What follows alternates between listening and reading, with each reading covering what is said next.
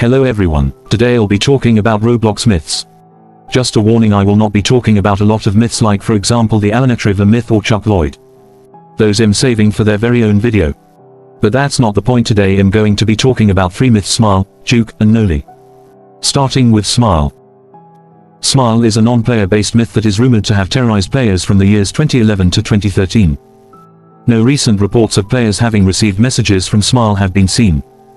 However, unreported incidents can happen, which means Smile can still be out there. The story behind Smile is that several years ago, in 2011, there was a report of a player receiving DMs from an unclickable account named Smile. These DMs were always titled Smile and always contained the words "I need you here" within, with a link to a game.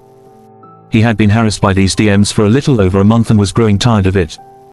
He eventually gave in and clicked the game link, which automatically caused him to join.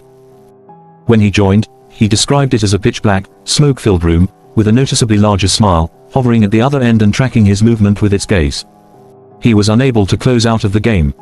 He walked closer to it, and as he got closer, the game got laggier, until his entire computer crashed.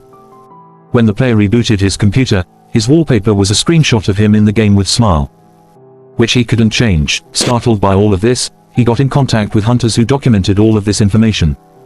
They told him to keep in contact in case anything else happened.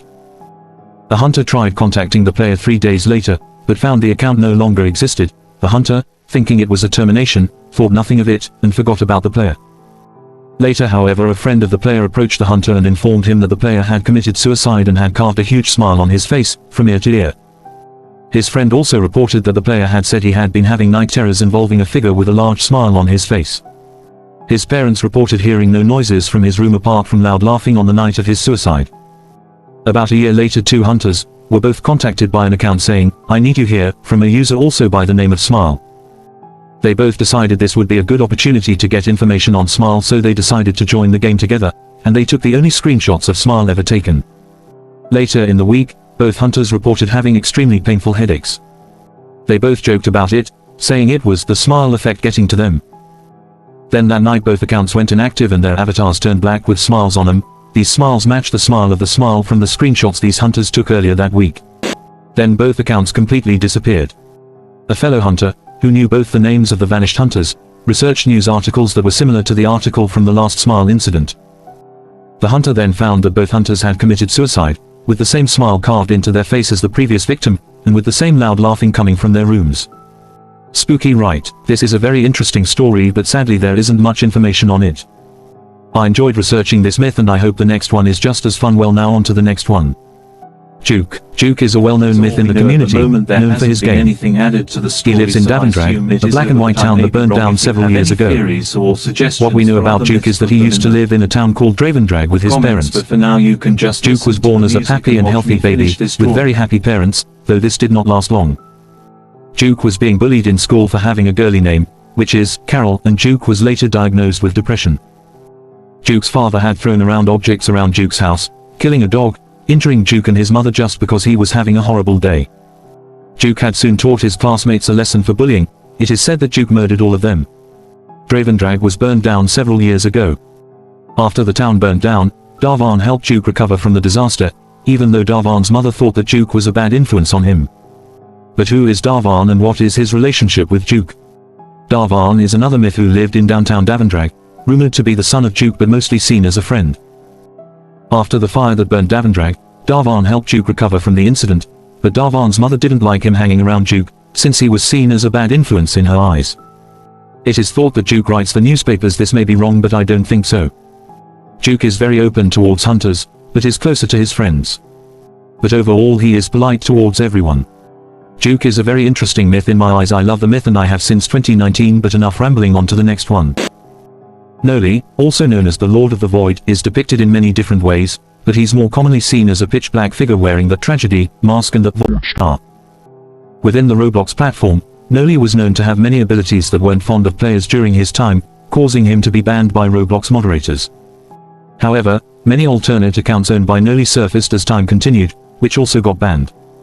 Noli is worshipped by many families and players, from Lesis to the Cole family. When moderators are approached by questions of Noli, they avoid the topic and deny any evidence of Noli. Sadly, most of his story is still unknown. The 9th of May 200. After that mysterious object event on Roblox had ended, the Void Star was released to the public. Noli had gotten the first Void Star and is reported to display weird behavior shortly after. His physical appearance was a big part. Anything he stood on would emit an odd aura, corrupt anything he stood on, shut games down, hack into accounts, and edit the site. The 9th of October 2007. Shortly after the incident and his termination, Noli reappeared. He started to hack into accounts that had the Void Star and stole them. Once again, Noli terrorized the site, even shutting down Roblox's games and stealing accounts. Mods were unable to ban him for over 2 weeks, chaos still ensuing. When mods were questioned about this period, they refused to speak. The 9th of May 2008. After 1 year, Noli re-emerged. However, instead of causing chaos and destruction, he influenced hundreds of players to join his religious cult, with the use of the Void Star. This group came to be the Void Cult, who followed Noli and his teachings. Shortly after the creation of this cult, Noli vanished once again.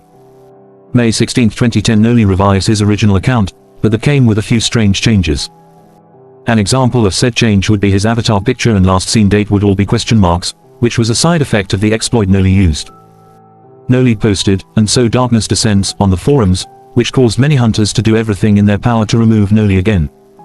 One hunter was able to contact a Roblox moderator and remove traces of Noli, wiping the site clean. May 16, 2012. Different cult groups began to stir up chaos in the community, claiming that Noli would return once again, and bring down those who opposed him and the Void Cult. This would happen continuously throughout the years, typically happening on the 16th of each month. The cultists would hold summonings, hoping for their leader to return.